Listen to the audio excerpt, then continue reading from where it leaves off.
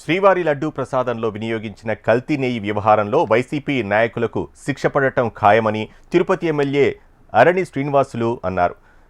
NDDB నివేదికను SIT ఎక్కడా ఖండించలేదని ఆయన తెలిపారు. పాలు లేకుండా రసాయనాలతో నెయ్యి తయారు చేశారని సిట్ స్పష్టంగా ప్రకటించిందని గుర్తు చేశారు. వైసీపీ సిట్ పేరుతో అబద్ధాలు ప్రచారం చేయడం సిగ్గుచేటన్నారు. కల్తీ నెయ్యి వ్యవహారంలో వైవి సుబ్బారెడ్డి, కరుణాకర్ రెడ్డి, చెవిరెడ్డి భాస్కర్ రెడ్డిలతో పాటు అధికారులకు శిక్ష తప్పదని ఎమ్మెల్యే ఆరణి హెచ్చరించారు. సిట్ వేసింది, దీనిపైన సిబి కమిటీ కూడా వేస్తూ ఉంది. అసెంబ్లీలో నిన్న క్యాబినెట్ మీటింగ్లో కూడా ముఖ్యమంత్రి గారు, ఉప ముఖ్యమంత్రి గారు మంత్రులతో చర్చించి ఈ సిట్ నివేదిక పైన ఒక కమిటీ కూడా వేయాలి, దీన్ని ప్రజల్లోకి తీసుకెళ్ళాలి.